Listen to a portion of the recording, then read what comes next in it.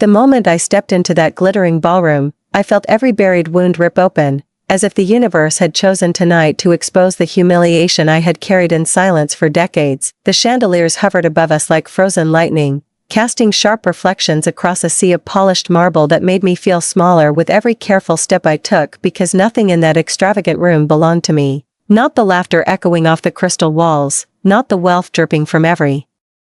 jeweled wrist, and certainly not the family legacy being celebrated with theatrical grandeur. My navy dress, pressed as neatly as my trembling hands could manage, looked painfully modest as I moved through clusters of guests adorned in shimmering silk and heavy gemstones that glinted like shields meant to keep people like me in our place, and the faint scent of my late mother's lavender perfume clung to my skin like a fragile reminder that someone had once loved me in a world that otherwise felt engineered to reject me. I had barely taken 3 steps when my sister, Leanne, appeared beside me in a cloud of designer fragrance that almost hid the sharp sting of bourbon rising from her breath as she delivered her greeting in a tone that made it sound like an accusation rather than a welcome, her painted smile widening just enough to reveal how deeply she disapproved of my presence.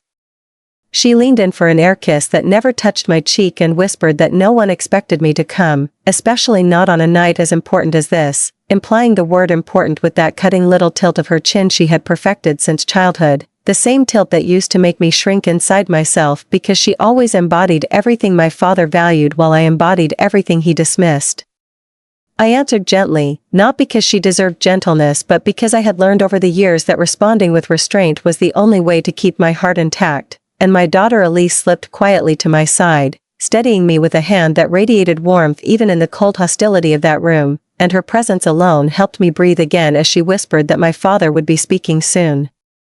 When the crowd finally stilled, my father, Hamilton Rowan, emerged at the center of the ballroom like a monarch on his appointed stage, tall despite his age, stern despite his carefully composed smile, and impossibly controlled as if emotion itself had always been a weakness he taught himself to conquer long before he taught the rest of us to do the same. He tapped his cane once, the sound slicing through the air like a verdict, and began speaking about legacy with the same authoritative cadence he used in boardrooms and interviews, a tone that could silence entire rooms and shape the decisions of powerful men. But hearing that word legacy spill from his lips made my stomach tighten because I already knew I was not included in whatever version of legacy he was preparing to reveal tonight. He praised my brother Adrian and my sister Leanne for expanding the Rowan Empire into realms he never dared dream of, and the applause that erupted around me felt like waves crashing against a fragile cliff, threatening to pull me under as the spotlight shone brightly on the 2 children he valued, the 2 who had always carried his ambition like a badge while I had carried disappointment like an invisible but unshakable stain. My throat dried as I finished the last of my champagne far too quickly, the sweetness almost nauseating, but I kept my face steady the way one learns to keep steady after years of being the quiet daughter who didn't fit the mold, and I could feel Elise watching me with a blend of sorrow and anger because she had grown up witnessing the quiet battles I fought in the shadows of my own family.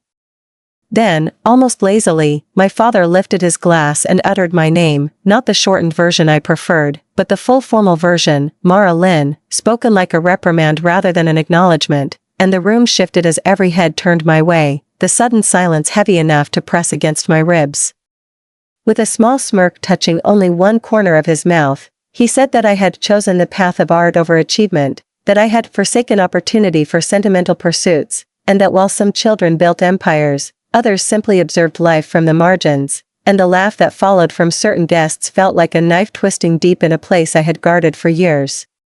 He declared openly, with a theatrical flourish that felt almost cruel in its precision, that I would receive nothing from the estate because reward is for those who contribute, and the cold sting of those words echoed in the hollow of my chest as scattered laughter rose around me, hesitant at first, then emboldened by the amused chuckles of my siblings standing proudly beside him like the golden children they had always been. I placed my unfinished drink on a nearby table, straightened my spine with the last dignity I possessed, and whispered to Elise that I was leaving, but before she could protest, I gently urged her to stay if she wished because the humiliation belonged to me alone, not to her, and I walked through the parting crowd as if I were something toxic that people instinctively moved away from. Outside, the crisp autumn air wrapped around me like a lifeline, cooling the heat that had risen in my cheeks, and I inhaled deeply until my lungs ached with the effort, savoring the simple clarity of night air unmarred by judgment or pretense as my hand shook while I searched for my keys. Just as I reached my car, a voice called my name softly, and I turned to see an older man standing a few steps away, his face lined with years but carrying a gentleness I vaguely remembered from long ago, and when he introduced himself as Edmund Hale, my mother's former attorney and friend, memories fluttered awake in some dusty corner of my mind. He said he had waited many years for this moment, though he had prayed it would never come to pass, and then he offered me a thick envelope, its edges yellowed with age, my name written across it in my mother's graceful handwriting, the sight of which nearly undid me because I had not seen her script in so many years. He said my mother had instructed him to give me that letter only if my father ever did exactly what he had done this evening, and when I finally slid into the quiet shelter of my car and broke the brittle wax seal, the faint scent of her lavender rose from the pages, and the first line stole the breath right out of me as she wrote that if I was reading her words, then the betrayal she had feared had finally come true and it was time for me to learn everything that had been hidden from me.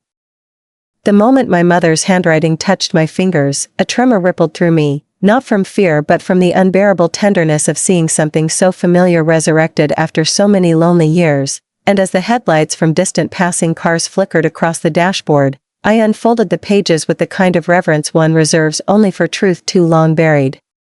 Her words began with a softness that broke me open, telling me she loved me, telling me she feared this day, telling me she had watched my life from a distance she never wanted yet always anticipated, and she wrote that if I was reading her letter, then my father had done what she had predicted he would do, stripping me of my dignity in front of others because he believed humility in me validated greatness in him. My breath caught on the next line when she admitted that the Rowan Empire, the one my father had spent a lifetime claiming he built through brutal will and sharpened ambition, had never been solely his creation and that the seed of his fortune had come not from his brilliance but from her family's quiet trust, a trust he redirected into his name through charm that later hardened into calculation. She explained that she had once believed in the myth of their partnership, that she had believed love made vulnerability safe, but when she recognized that he valued power more than truth, she began building a silent refuge for me, a safety he could not erase with cruelty or control, and that refuge took the form of a private holding company she named Larkhaven, a name that made my hands tremble because it was what she used to call me as a child when she told me stories about birds who found freedom even in storms. She confessed that she had transferred portions of her inheritance into Larkhaven slowly, quietly, with the precision of a woman who understood the danger of letting a man like my father have unfettered access to something pure, and that by the time her illness appeared like a shadow across her final years, Larkhaven already held a significant portion of Rowan Global's original foundation. I felt the world tilt when she wrote that I, the overlooked daughter, the one deemed unworthy of legacy, was in fact the second largest shareholder of the corporation my father believed he controlled completely, and as I stared at her signature at the bottom of the first page, a sob rose above my composure because the magnitude of her love overwhelmed me in ways humiliation never had. I forced myself to read the next section where she enclosed copies of agreements my father never knew existed, bank statements showing assets she moved with remarkable care, and a trust she opened under my name held overseas to protect it from interference, a trust that had grown over decades into a fortune I could hardly comprehend. Each document was like a key unlocking a room in my memory where I suddenly understood why she always looked at me with that mixture of sadness and resolve, and still, her letter continued with instructions she hoped I would follow not out of vengeance but integrity because she feared anger would consume me if I allowed resentment to lead. She wrote that I must not try to destroy him, that she knew the temptation might be fierce, but that retribution was a fire that burned both the victim and the offender, and she asked me to protect myself with grace rather than bitterness, reminding me that strength without kindness was merely another form of cruelty. When I finally reached the final paragraph, her handwriting slanted with the exhaustion of a woman who had already accepted her fate. She wrote that she believed I would one day rise in ways my father could never predict, not through aggression or domination but through the rare courage to choose ethics even when surrounded by people who worshipped influence. I pressed the letter to my chest and cried into the hollow quiet of my car until my tears blurred the streetlights outside into watercolor streaks because I understood that this was not merely an inheritance but a call to become the woman she had always seen beneath my doubts. The night air stung my cheeks as I finally stepped out of the car, clutching the documents like fragile proof that the story I had been told about my own insignificance was a lie crafted by a man too blinded by ego to see the child who loved him. When I entered my small home, Elise was waiting on the couch, still in her dress, her face pale with worry, and she rushed toward me when she noticed the redness around my eyes, asking what had happened. But before she could speak again, I handed her the letter because I needed someone to share the unbearable weight of truth with me. She read in silence, one hand covering her mouth, the other gripping the pages tightly enough to crease them, and I watched as her expression shifted from confusion to disbelief to something fierce and protective, something that made me realize she was not just my daughter but my ally in ways I had never fully appreciated. When she finally looked up, her eyes were shimmering with emotions layered so deeply I could not name them all, and she whispered that her grandmother had been extraordinary, that she had left us not only wealth but clarity, and that everything I had endured had been seen, understood, and countered long before my father ever humiliated me publicly. I poured 2 glasses of wine, and as we sat across from each other amid stacks of legal documents that reshaped the architecture of our entire lives, Elise asked me what I intended to do next, her tone trembling because she knew the stakes had grown beyond personal pain. I answered slowly, choosing each word like planting seeds in soil still soft from the storm, and told her that I would not rush into anything, that knowledge itself was power, and revealing what I knew too soon would shift the balance before I had time to understand the battlefield my mother had prepared for me. She nodded, though I could see the fear lingering around her edges, the fear that confronting my father might fracture us further, but there was also pride glowing beneath it because she had always believed I deserved more than what my family offered. As the night deepened, I spread the documents across my dining table, their quiet authority filling the small room. And I allowed myself to breathe for the first time since leaving the ballroom, realizing that for the first time in my life I was not powerless but positioned at a crossroads where truth and destiny met. Elise placed her hand over mine and whispered that whatever came next, I would not face it alone, and her voice steadied me in a way that reminded me painfully of my mother, who had always sought to protect me even when the world refused to see my worth. In that moment, surrounded by shadows shaped by both loss and revelation, I made a vow to myself that the humiliation I endured would be the last act of power my father ever wielded over me, and the next steps I took would be guided not by spite but by the quiet resilience my mother had planted in me long ago, resilience that now ignited like a steady, rising flame. Morning arrived like a reluctant visitor dragging the weight of too many unspoken truths behind it, and I found myself still at the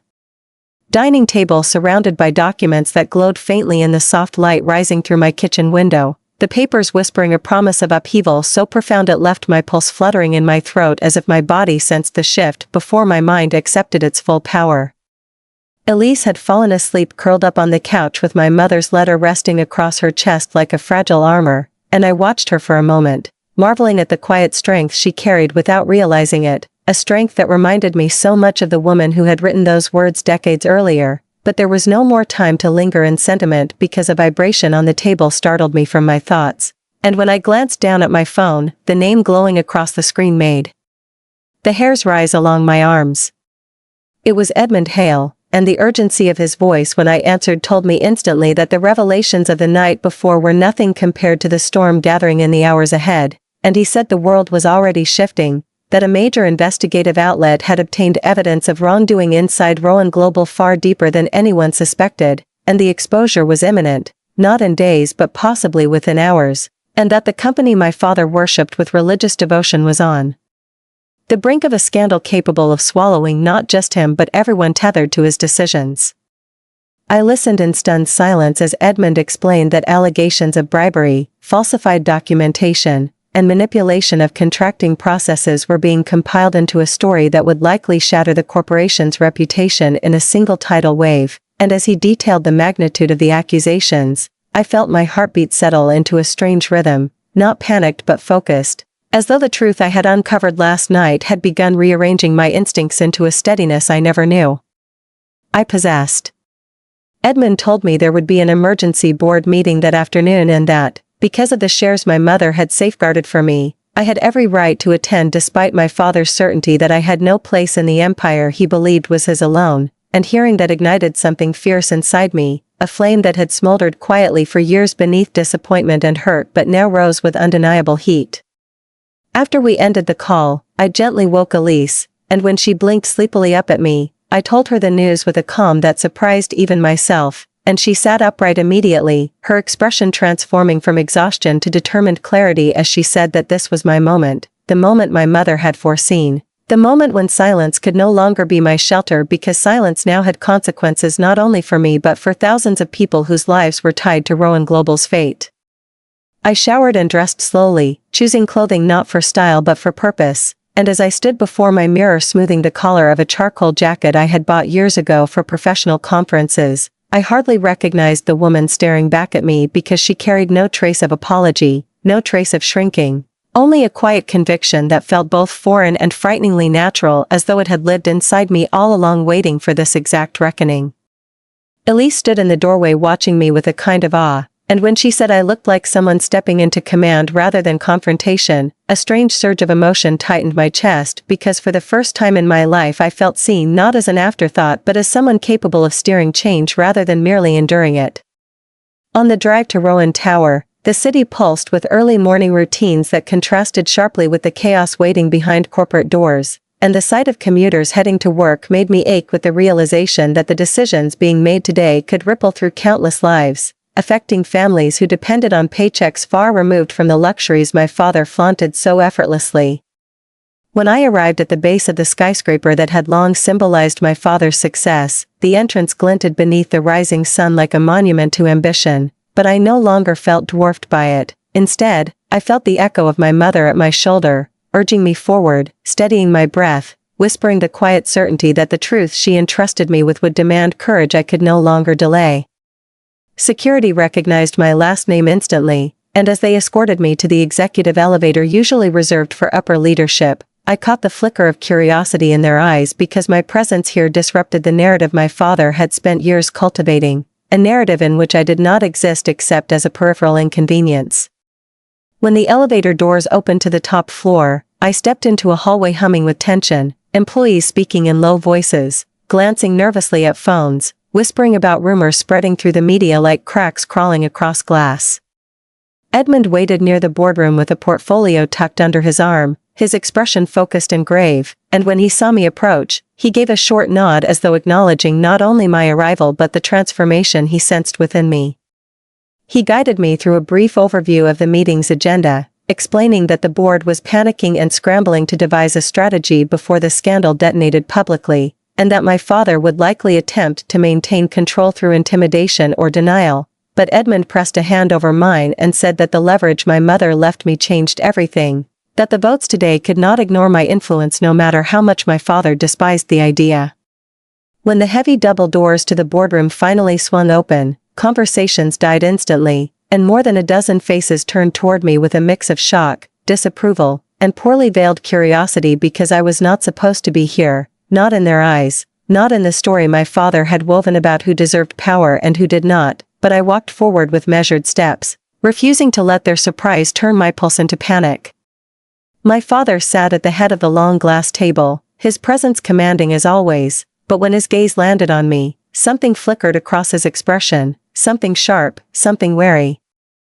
Something bordering on fear, and though he masked it quickly, the moment was enough to steady my breathing even further. He asked what I thought I was doing there, his tone slicing through the room like a blade meant to send me retreating, but I met his eyes without flinching and said that I was attending the meeting as a major stakeholder, the words rolling off my tongue with a steadiness that carried the weight of my mother's foresight. Gasps circled the room, chairs shifted, and someone murmured a curse beneath his breath, but I didn't break eye contact with my father as I placed the portfolio containing the documentation of my ownership on the table, the sound of the folder landing between us echoing like the first crack in a fortress he had believed impenetrable. He stared at the papers as if they were an illusion designed to torment him, but the truth was undeniable. And when he looked back at me, the air between us vibrated with decades of unspoken wounds, disappointments, and battles I had never been allowed to fight, until now. For the first time in my life, I saw something shift in him, something that made him lean back slightly in his chair, and in that subtle movement, I realized that power was no longer concentrated entirely in his grasp and that the story he had written about me was no longer the only story that mattered because I was here, and I was not leaving. and the reckoning had only just begun. The boardroom felt colder than I expected. The kind of cold that didn't come from air conditioning but from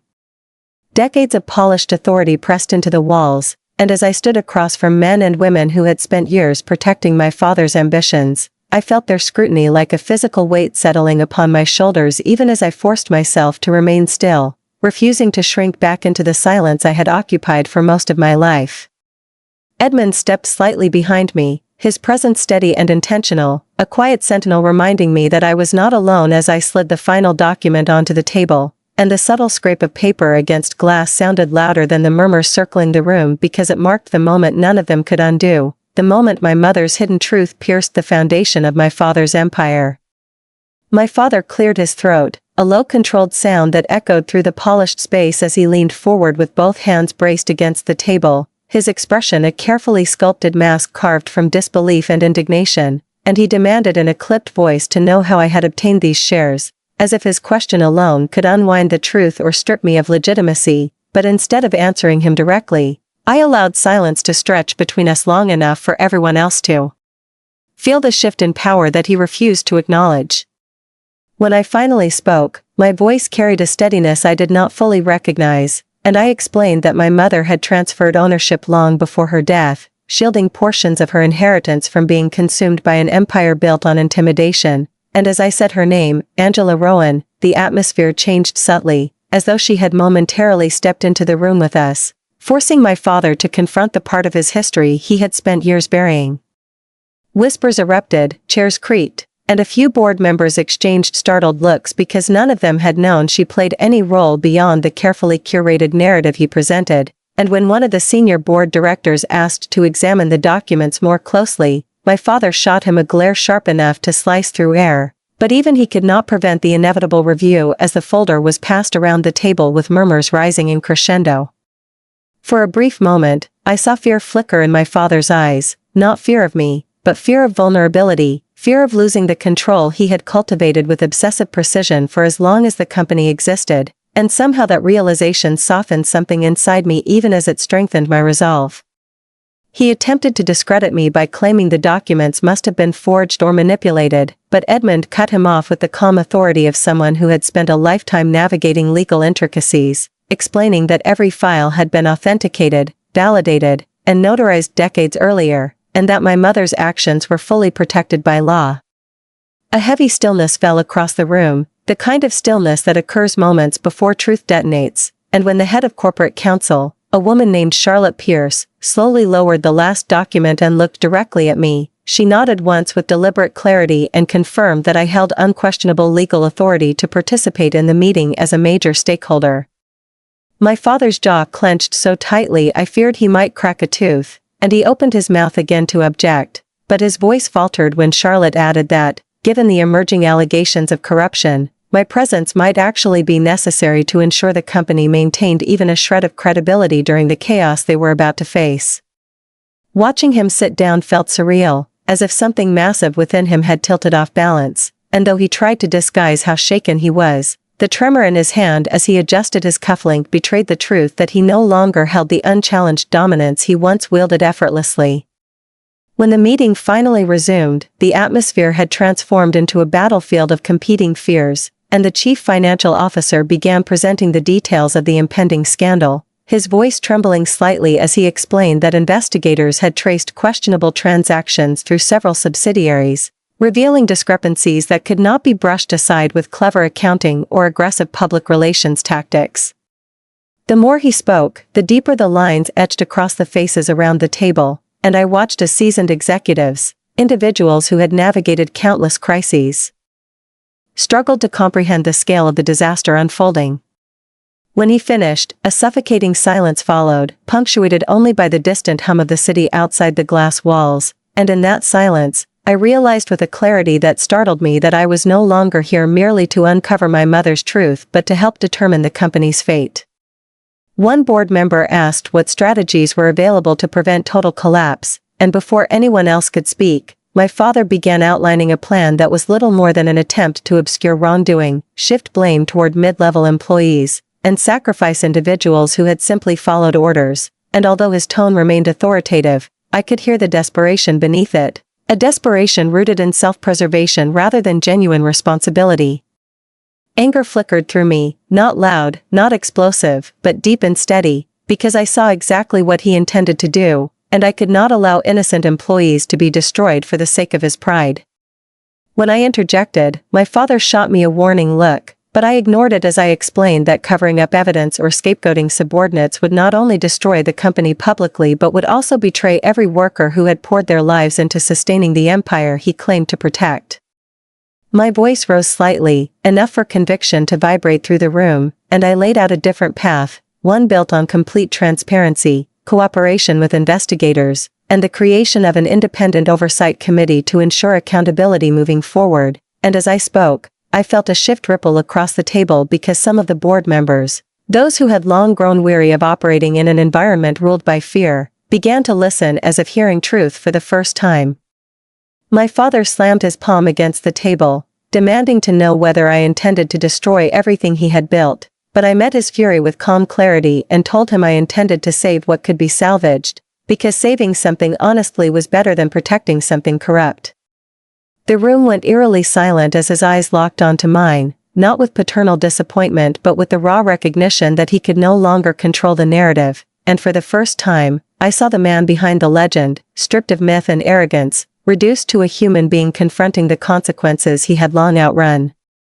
The head of risk management cleared his throat and stated that, given the severity of the allegations, my proposal carried more viability than my father's, and others began nodding, some cautiously, some with relief, until the tide shifted so visibly that my father leaned back, stunned by how swiftly the room had turned.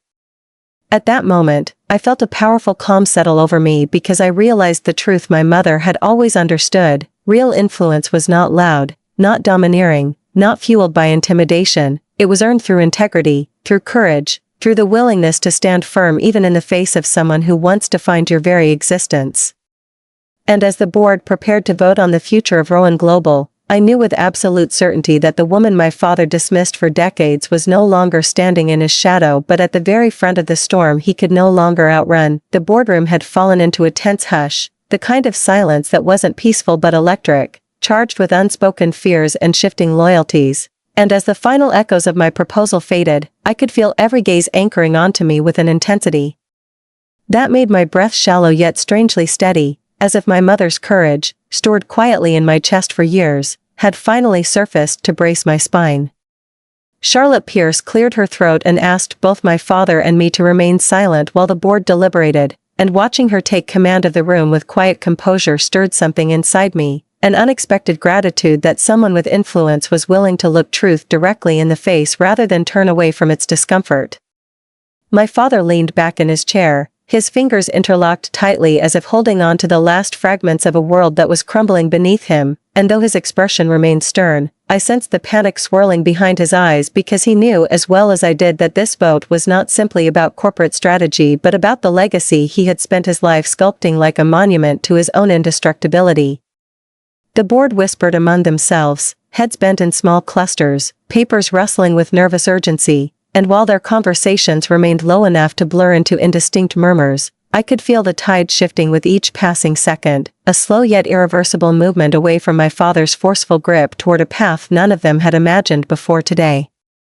Every so often, an executive would glance my way as though studying me for signs of weakness or recklessness, but when they found neither, something softened in their expressions, not warmth exactly, but acknowledgement that I wasn't simply reacting out of humiliation but acting from a steadiness capable of anchoring the company through a storm that threatened to drown them all. When Charlotte finally asked the board to take their seats and prepare for the vote, a palpable tremor moved through the room, and even my father straightened, his jaw hardened, his shoulders braced, because for the first time in his life the outcome depended not on his authority but on the collective judgment of people he had spent years intimidating into compliance. The process was swift yet agonizing, each raised hand marking another step away from the era my father had ruled without challenge, and when the final count was taken, the verdict emerged like a slow exhale. My plan was approved by a decisive majority, a result that struck the room with the finality of thunder rolling across an open sky. My father's face drained of color as though a part of him had been exiled from the empire he built, and when he turned his gaze toward me, there was a mixture of disbelief and something far more fragile, something dangerously close to regret, but before he could speak, Charlotte addressed him directly with the calm authority of someone who had watched the downfall of powerful men before. She explained that transparency was now mandatory, that cooperation with federal investigators was non-negotiable, and that immediate leadership restructuring would be required to preserve the company's future, and each word landed like a hammer striking the edges of his pride, cracking the armor he had worn so long it had become indistinguishable from his identity. When she requested his formal resignation, he inhaled sharply, his shoulders tensing as though she had demanded the surrender of his very name, but he didn't argue, not immediately, and that hesitation alone told me that a battle had ended before he ever lifted his sword because he understood the futility of resistance in the face of overwhelming evidence and a board no longer willing to shield him. As he rose from his chair with the stiffness of a man walking through the remnants of his own downfall, he cleared his throat, and the room shifted its attention to him with a mix of apprehension and curiosity, but when he spoke, his voice was stripped of its usual dominance, quieter, almost frayed as he said he would comply but believed the company would collapse without his leadership. No one responded to his statement, not out of disrespect but because the illusion of his invincibility had shattered, and the people who once obeyed him unquestioningly now recognized that survival required courage beyond clinging to the past. When he walked toward the exit, he paused beside my chair, his eyes flickering with a conflict he couldn't mask, and in a voice barely audible he said, "You should have stayed out of this," but there was no venom in his tone, only a weariness that made him seem older than the years he had lived. As the door swung closed behind him, a strange heaviness settled over me because victory, if this could be called victory, did not feel triumphant but sobering, and though part of me longed for the validation of having proven him wrong, another part mourned the father I wished I'd had, the father who might one day have looked at me and seen not a disappointment but a daughter worth loving without condition. The meeting continued with discussions of immediate action steps, public statements, legal protocols, and crisis management strategies, and throughout it all, I spoke with a clarity that surprised even myself, laying out frameworks for transparency, transitional leadership, and worker protections, each piece of the plan unfolding with a confidence that came not from ambition but from necessity. When the meeting adjourned, several board members approached me quietly to offer their support, some with genuine admiration, others with strategic caution, but all of them recognized that the company's survival now depended on a radical shift from the culture of fear my father established to a culture where truth could finally breathe without suffocation. Edmund walked beside me as we left the boardroom, his expression a mixture of pride and solemnity, and when the elevator doors closed around us, he exhaled deeply, telling me I had done something extraordinary, something my mother had hoped for but never lived to witness, and though his praise warmed me, the weight of what lay ahead pressed against my ribs. When the elevator reached the ground floor, cameras were already gathering outside the building, reporters crowding the entrance like a storm surge rising against a fragile shoreline, and Edmund touched my arm gently, reminding me that stepping into leadership meant stepping into visibility, and that fear, if allowed to take root, would undermine everything my mother had fought to preserve. Elise was waiting for me at home when I returned hours later, her eyes filled with questions and worry, and when I told her everything, the vote, the resignation, the backlash that would undoubtedly follow, she wrapped her arms around me with a tenderness that dissolved the last remnants of tension locked in my shoulders. She whispered that my mother would be proud, and though I wanted to believe her, something deeper stirred within me, something that understood this was not a moment of triumph but a beginning forged from truth, loss, and a fight I had never wanted but could no longer refuse, and as I held Elise close, I realized that the empire my father built had begun to fall, but in its ruins, something new was rising, something built not on fear but on the strength my mother always knew I carried. The morning after my father's resignation broke like a warning siren rather than a sunrise, and the moment I opened my front door, the chill in the air pressed against my cheeks as if urging me to brace myself for a day that would demand more strength than anything I had faced so far, and as I stepped onto the porch, the distant rumble of news vans rolling into the neighborhood sent a crack of tension through my spine because the world had already begun dissecting the empire I had just inherited, not in wealth but in responsibility. Elise watched from the window, worry etched across her features, her hands gripping the curtains as if she could shield me simply by holding onto the fabric, and when I turned to give her a reassuring nod, Her eyes softened with a mixture of admiration and fear because she sensed, even before I did, that stepping into this new reality meant surrendering the anonymity that had sheltered us for years. My phone buzzed constantly with incoming messages, some from reporters, some from board members, some from distant relatives who had not spoken to me in years but suddenly felt entitled to updates, and each vibration pulsed like an electric reminder that the decision I had made yesterday had set in motion a chain of events impossible to reverse. Edmund called as I backed out of the driveway, his voice steady but grave as he informed me that the investigative report about Rowan Global had been published at dawn, and the headline alone had sparked outrage across the country, igniting conversations about corruption, privilege, and the fragility of public trust. He said that the legal team had been summoned to an urgent briefing, that the phones at corporate headquarters hadn't stopped ringing since sunrise, and that several executives had already attempted to distance themselves from my father even though their signatures appeared on the very documents now circulating across every major news outlet. As I drove through the city, I saw clusters of people gathered around digital billboards flashing the scandal across their bright screens, and the sight of Rowan Global's name plastered beneath words like misconduct and breach sent a cold hollow ache spreading through my chest, not because I wanted to protect the company's reputation but because thousands of employees who had done nothing wrong now feared losing their stability. When I reached the entrance of Rowan Tower, a barricade of protesters already lined the sidewalk, their signs raised high, some demanding accountability, others begging for reassurance that their jobs were safe, and their presence sent a tremor through me as I stepped out of the car because the human cost of this disaster had suddenly become vividly real.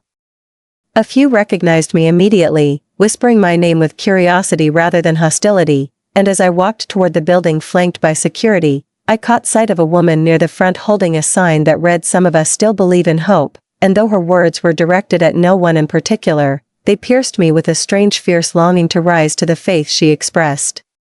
Inside the lobby, chaos reigned, phones ringing non-stop, employees rushing through corridors with stacks of folders pressed to their chests, the air thick with anxiety as though the building itself had forgotten how to breathe, and when I entered the elevator, a pair of analysts stepped aside quickly, murmuring apologies even though they had done nothing wrong, and their nervous glances made me realize how deeply fear had already taken root.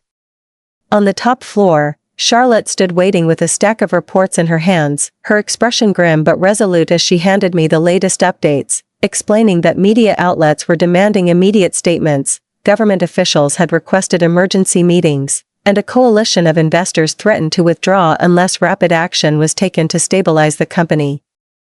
She led me into the crisis conference room where several vice presidents had already gathered, each looking more exhausted than the last, and as they rose to greet me, their expressions held a mixture of caution and expectation because they were still uncertain who I was to them, an outsider thrust into power or the unexpected leader holding their last chance at redemption.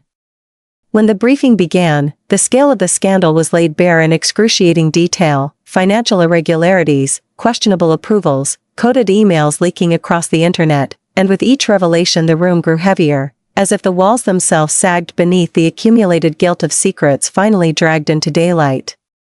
I listened carefully, asking questions when needed, and gradually I sensed a subtle shift in the room as those present began to realize that I was not overwhelmed or seeking escape but fully engaged, assessing each fact with the steady urgency of someone who understood that hesitation could destroy everything. After 2 hours of intense discussion, Charlotte suggested we prepare a public address that acknowledged wrongdoing openly, and though several executives recoiled at the idea, I insisted that transparency was not optional but essential, and something in my tone must have struck them because their objections softened into reluctant acceptance. Edmund arrived shortly after with legal counsel, and when he reviewed the statements drafted overnight, he nodded solemnly, acknowledging that taking ownership of our mistakes would be the only path toward rebuilding trust, even if doing so exposed us to harsher scrutiny. That afternoon, as preparations for the press conference intensified, Charlotte pulled me aside, her expression shifting from professional composure to something far more personal, and she confessed that she had worked under my father for many years, that she had admired his brilliance yet feared his temper, and that watching me insist on a moral course had stirred hope in her that the company could become something better, something worthy of the people who devoted their lives to it. Her unexpected vulnerability struck me with a wave of emotion, and I assured her that I would not allow our future to be shaped by the same shadows that had haunted our past, and when she squeezed my hand gently, I felt the first glimmer of alliance forming, a quiet but powerful bond forged not through authority but through shared determination. Before the conference, I stepped into my father's old office, now temporarily mine, and the weight of its history pressed down like a mantle woven from ambition and regret, and as I moved across the room, I paused at the large window overlooking the city, watching the shifting crowds below who waited for answers, guidance, truth. The reflection of my mother's letter in my mind steadied me, and I whispered to myself that courage was not the absence of fear but the choice to stand even when fear threatened to unravel every breath. When I finally stepped onto the stage where cameras and microphones waited like sharpened mirrors, the room erupted in flashes, questions, voices calling my name with a hunger I had never experienced, and for a moment the intensity threatened to swallow me, but then I felt Elise's presence somewhere behind me, silent but anchoring, and my shoulders straightened as words filled the space between my heartbeat and my purpose.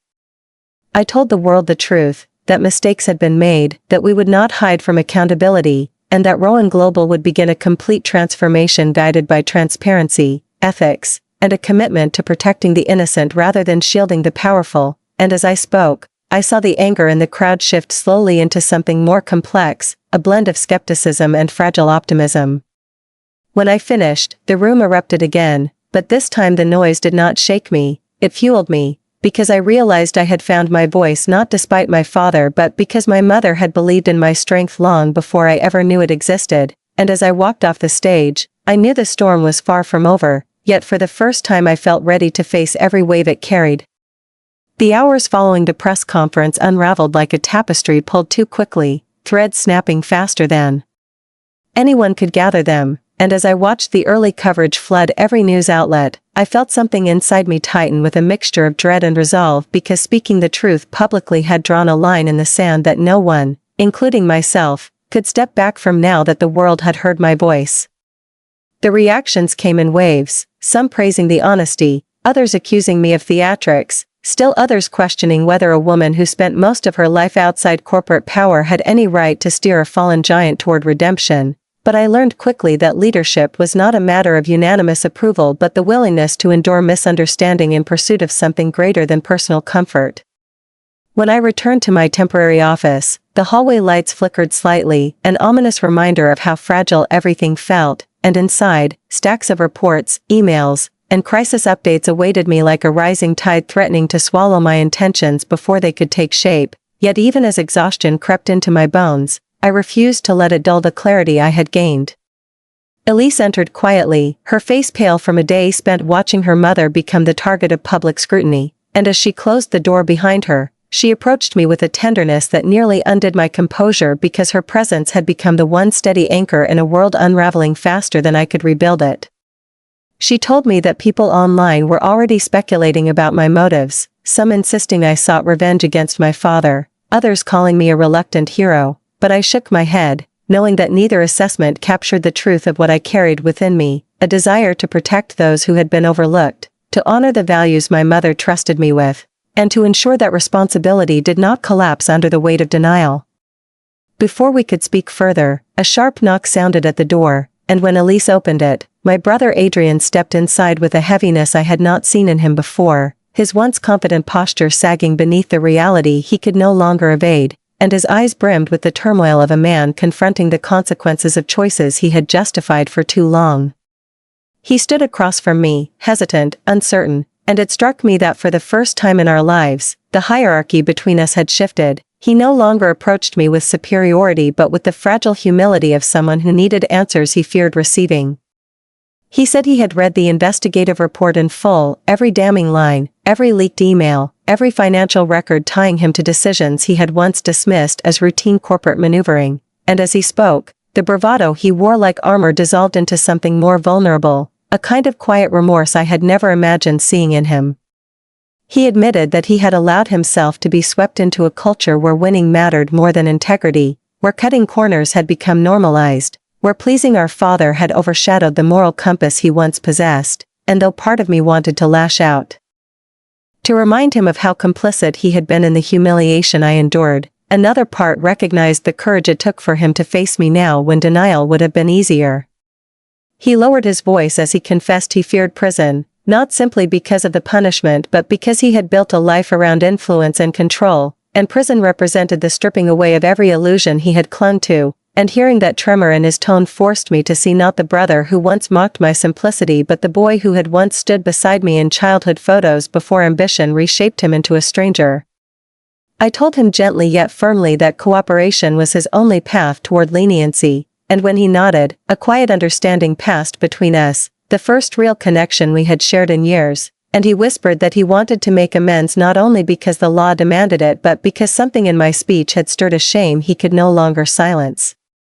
When he left, the room felt heavier, yet strangely lighter too, as though honesty had cleared a space where lies once lived, but the moment of stillness was brief because another knock came almost immediately, sharper, unsteady, and when Leanne stepped inside wearing sunglasses despite the dim light, I knew the confrontation that followed would cut deeper than any I had faced so far.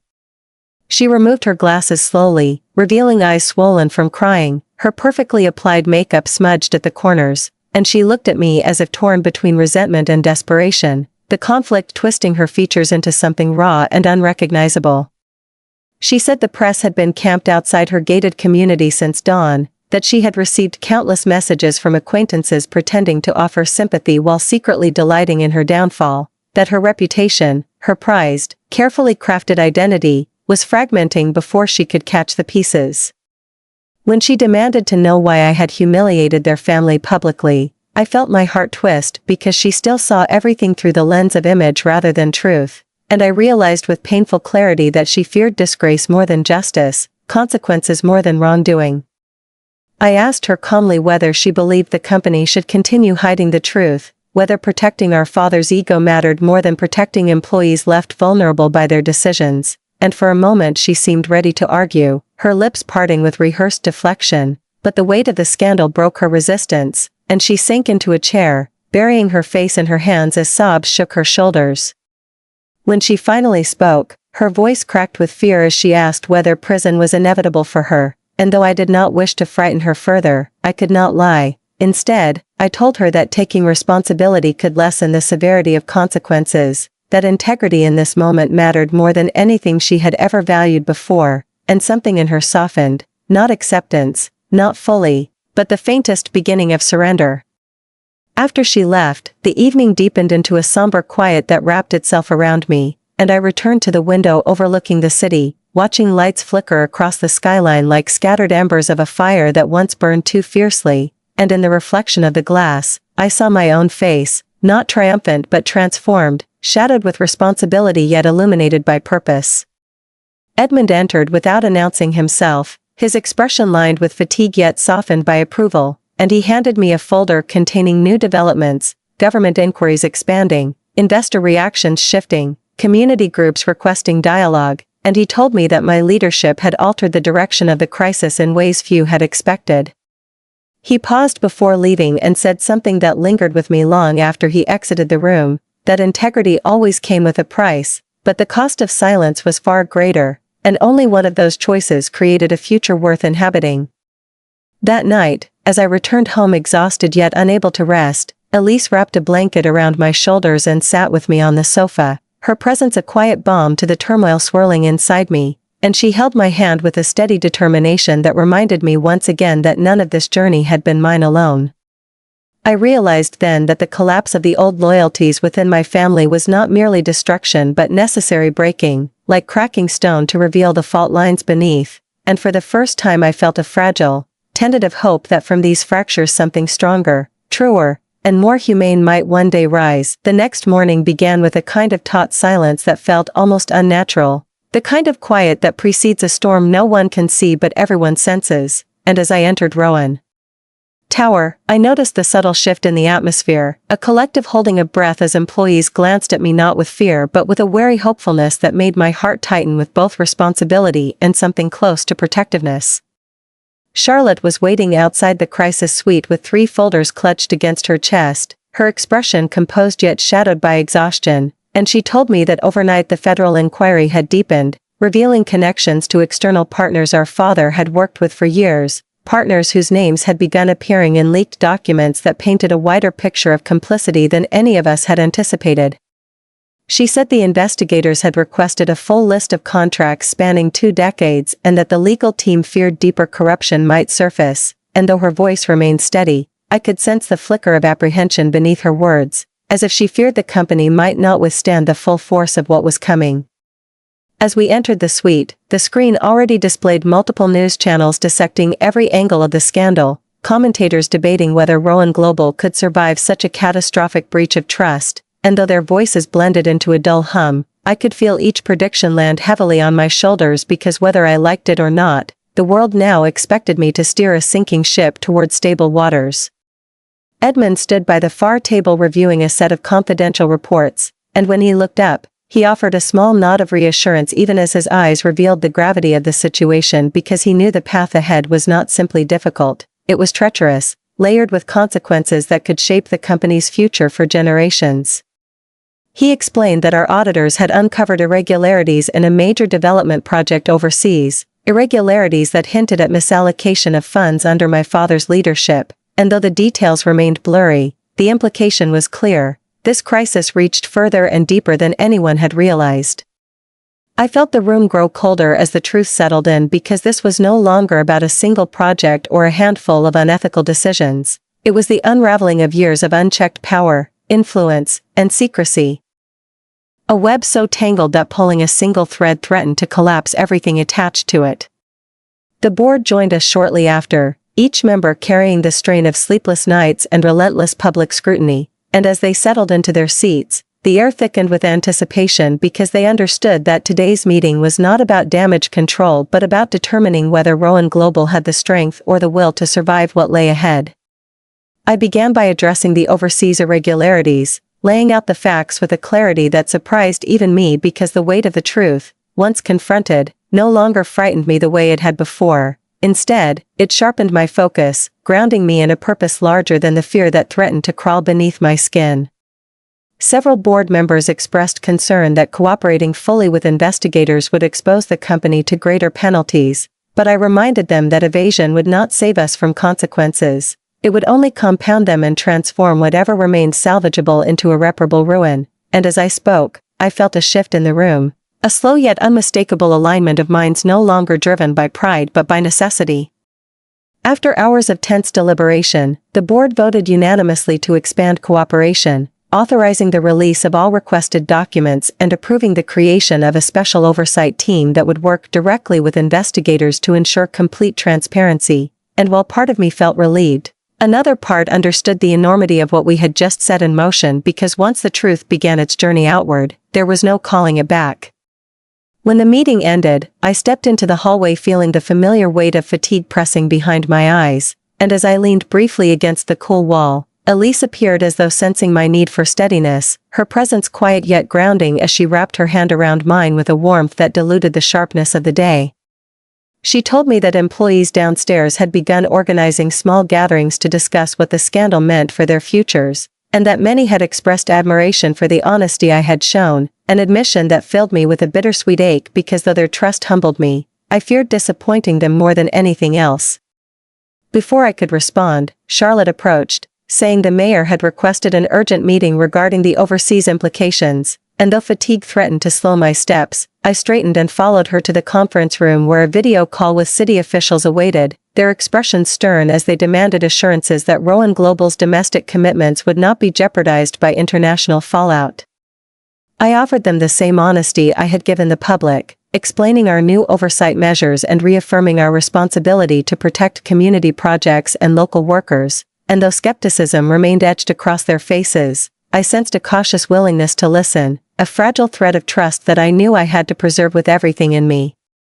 When the call ended, Charlotte exhaled for what felt like the first time all day, and she confessed that part of her had feared they would terminate every city contract immediately, a move that would have devastated thousands of families, and hearing her voice tremble despite her professionalism made me realize once again that this crisis was not confined to boardrooms but echoed through the lives of ordinary people who depended on the company for stability.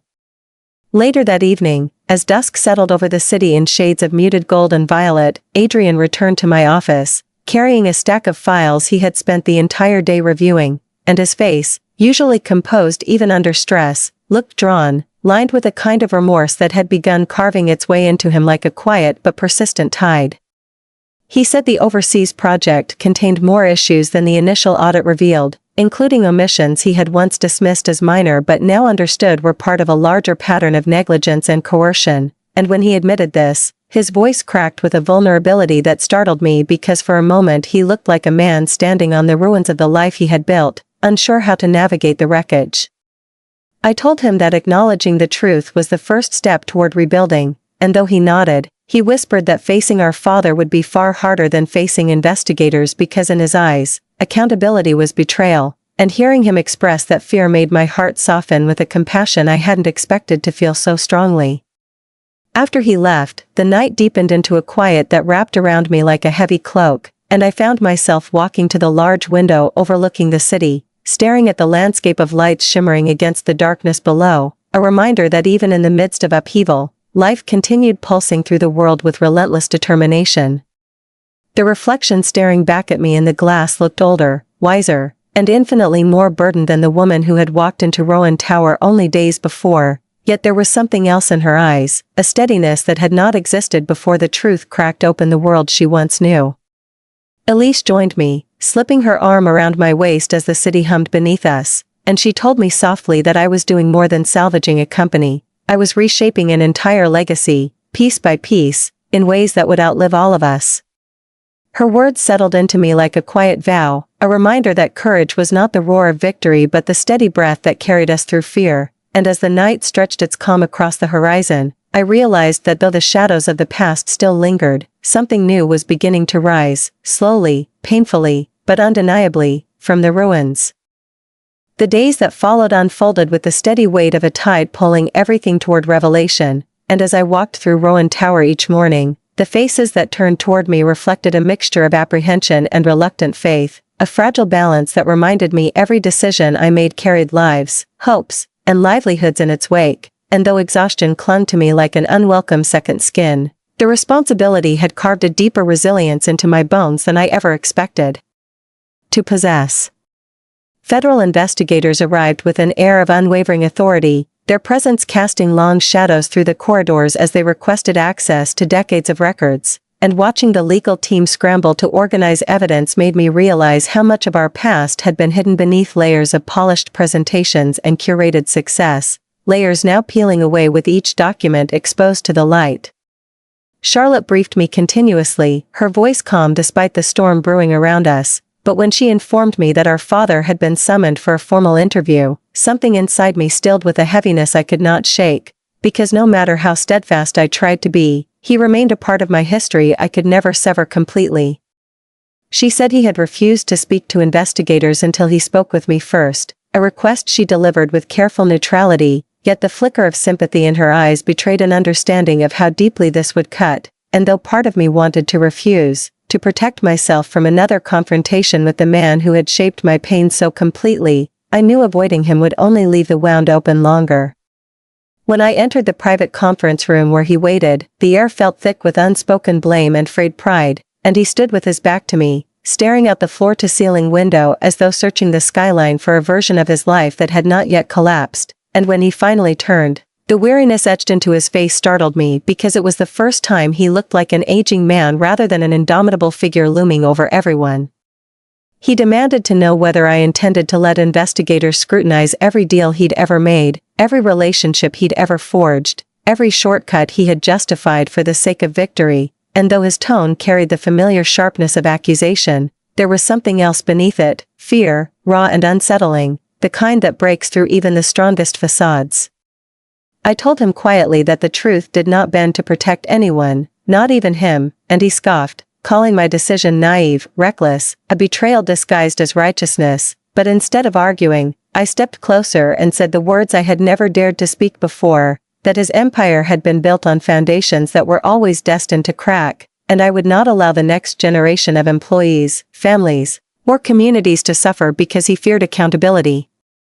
His jaw tightened as though my words struck the deepest part of him, and for a moment he looked like he might lash out, but instead he sank slowly into the nearest chair, the weight of reality finally bending him in ways his pride never allowed before, and he whispered that he had spent his entire life outrunning the judgment of others, desperate to prove himself after a childhood filled with dismissal and scarcity. And though his confession stirred an unexpected ache in me, it did not absolve him. He asked whether I would stand beside him during the questioning, not to defend him but simply to witness whatever would unfold, and hearing the vulnerability in his voice cracked something brittle inside me, but I told him gently that I could not intervene in legal matters, though I would not abandon him entirely because despite everything, he was still my father, broken, flawed, and painfully human.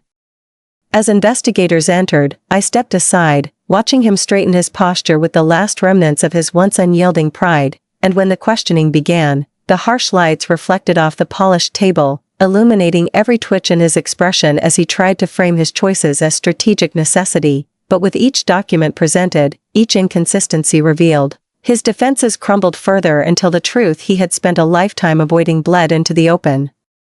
After the interview ended, he walked past me without meeting my eyes, and though I wanted to call out, to bridge the widening gulf with something resembling forgiveness, the words lodged in my throat because healing required accountability, and he had not yet reached the part of the journey where he could welcome it.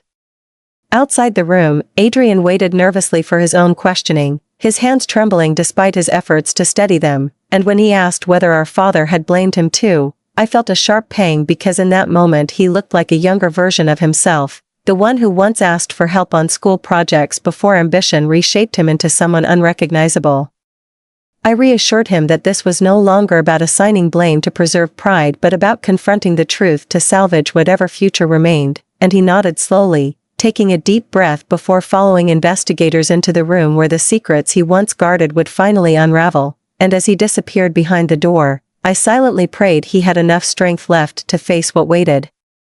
The remainder of the day blurred into a series of meetings, press updates, and crisis evaluations, each moment pulling me deeper into a reality where the past demanded payment for every hidden wrong, and though my body ached with fatigue, my resolve grew sharper with each challenge because I knew that surrendering now meant betraying every value my mother had entrusted to me. When evening settled across the city, painting the skyline in muted shades of amber and indigo, Elise met me in my office with 2 cups of tea and a softness in her eyes that dissolved the tension coiling in my chest, and she told me gently that healing rarely comes in grand gestures but in the quiet decisions we make every day, even when the world feels impossibly heavy. She asked whether I regretted stepping into this role, and though the question pierced me with an honesty I wasn't prepared for, I answered truthfully, saying that regret wasn't what I felt. What I felt was the weight of responsibility, a weight I had never sought yet could no longer imagine turning away from because doing so would mean abandoning not only the company but the people who depended on it. As I spoke, I felt the first tear slip down my cheek, not from weakness but from the profound realization that I had crossed a threshold in my life where courage meant facing the wreckage rather than pretending it wasn't mine to mend, and Elise wrapped her arms around me, holding me with a tenderness that reminded me I was more than the role I had inherited, more than the crisis I was navigating. Later that night, long after the building had emptied and the city quieted into a low hum, I walked back to the window overlooking the harbor, the lights reflecting across the dark water like tiny fragments of hope scattered in the vast unknown, and as I pressed my hand against the cool glass, I whispered a promise to my mother, to myself, and to everyone whose lives had collided with this unfolding truth, that I would carry this responsibility not with fear but with purpose, and I would rebuild. Not the empire my father forged from ambition but a future grounded in integrity, compassion, and the courage to face whatever truth demanded next. The final stage of the investigation unfolded with a kind of solemn clarity that I had not felt in months, a clarity that came not from certainty but from acceptance, and as I walked into Rowan Tower on the morning the federal report was to be published, the building felt different, as though the walls themselves had finally exhaled after holding their breath through decades of hidden weight, and when I pressed the elevator button, my reflection in the metal doors showed a woman shaped not by power but by endurance. Elise stayed close beside me, steady and calm, her presence grounding me as she reminded me for the 1000th time that truth, once spoken with integrity, had a way of reshaping everything, even when the reshaping came through painful dismantling, and as the elevator rose, I realized that the fear which had once coiled inside my ribs had loosened, replaced by a quiet sense of direction I could not have imagined at the beginning of this journey. When I stepped into my temporary office, the board was already seated for our final review meeting before the report's release, and their expressions held something new, respect without hesitation, trust without calculation, and though they had once viewed me with uncertainty, now they looked to me as someone who had not only guided the company through crisis but had redefined its values from the inside out. Charlotte presented the summary findings with her usual poise, explaining that the report acknowledged widespread misconduct under previous leadership yet commended Rowan Global for its unprecedented transparency, and though the praise was measured, it marked a turning point, a recognition that transformation was not a slogan but a lived commitment. My father's name appeared in the report with an unflinching recount of his actions, and Adrian's involvement was detailed with fairness yet firmness, and reading the pages stirred emotions I couldn't fully name, sorrow for what could have been, grief for the family we lost along the way, and a quiet, complicated relief that accountability had finally brought an end to decades of fear-fueled power. When the meeting ended, my father requested to see me, and though part of me hesitated, I knew this conversation was inevitable, not for closure but for understanding, and when I entered the private lounge where he waited, he was seated near the window with the morning light catching the silver strands in his hair. And for the first time he looked like an old man carrying the weight of everything he had built and everything he had broken. He told me that the investigators had offered him a leniency agreement due to his age and cooperation, and though the consequences would follow him for the rest of his life, he no longer feared them because the truth had stripped him of illusions he once clung to like armor, and as he spoke, he admitted in a trembling voice that my mother had been right to fear what power would do to him, and that he had judged me harshly because I reminded him of the gentleness he had always considered a weakness in himself. His confession struck something deep inside me, anger mixed with tenderness, grief layered with compassion, and I told him that strength was never the absence of vulnerability but the willingness to confront it, and though he didn't reply, the way he looked at me, with humility I had never seen before, lifted a part of the burden I had carried for years. Later that afternoon, the official report was released to the public, and as headlines circled rapidly across the nation, opinion shifted from outrage toward measured respect, and news anchors spoke not only about the scandal but about the unprecedented restoration efforts, referencing my leadership as a turning point in the narrative of corporate accountability, and though their words felt surreal, I understood that the transformation had never been about my name but about the possibility of a different path. That evening, the board reconvened for a final vote on the company's future direction, and after hours of discussion, they presented me with an offer to transition from interim leader to permanent chair of the Restoration Council, a role designed to continue guiding Rowan Global toward ethical evolution, and though the offer unsettled me with its magnitude, I felt a quiet truth rising inside me, the realization that this calling had chosen me long before I recognized its shape. Elise beamed when I told her, her hand gripping mine with a pride that filled my chest with warmth, and she whispered that stepping into leadership did not mean abandoning who I was but honoring the strength my mother had seen in me, the strength that had lain dormant until truth demanded its awakening. Several weeks later, as spring sunlight stretched across the harbor, I stood before the newly established Rowan Renewal Institute, an educational and community center built on the foundation of my mother's old dream, and watching families walk through its bright glass doors filled me with an emotion so profound it nearly stole my breath because this, more than any corporate achievement, felt like the true legacy she had hoped to leave behind. At the opening ceremony, I spoke not about the scandal but about transformation, about the courage it takes to rebuild from truth rather than illusion, and as my voice carried across the crowd, I felt my mother's presence with a warmth that settled around my heart like a shawl woven from memory and forgiveness. When the sun dipped low, painting the horizon with gold and rose, I walked through the building slowly, touching the wooden railings, the learning murals, the shelves filled with books spanning art, ethics, leadership, and resilience, and as I stood in the quiet reading hall, I whispered a promise to continue shaping a legacy built not from ambition but from purpose, a legacy that would give families a place to gather, dream, and grow without fear or pretense. That night, alone in my office, I opened my journal and wrote a letter to my future self, reminding her to never allow power to overshadow compassion, to remember that leadership is a service, not a throne, and that truth, though heavy, becomes lighter when shared with courage. And now, as I look back on everything that has happened, the collapse, the reckoning, the transformation, I understand a lesson I wish every woman, especially those who have felt unseen or unheard, could carry with them, that our greatest inheritance is not money, status, or approval from those who fail to understand our worth, but the unshakable truth that we can rise even when the world expects us to break, and we can build futures that reflect not the wounds of our past but the wisdom born from surviving them. When the storm finally passed and the truth stood unmasked, I discovered the greatest power a woman can claim is not wealth, not reputation, not the approval of those who dismissed her, but the courage to rewrite the story others tried to script for her, the strength to choose integrity when deceit seems easier, and the grace to rebuild what was broken with hands that have known pain yet still reach toward hope. And if my journey has taught me anything, it's this: you are stronger than your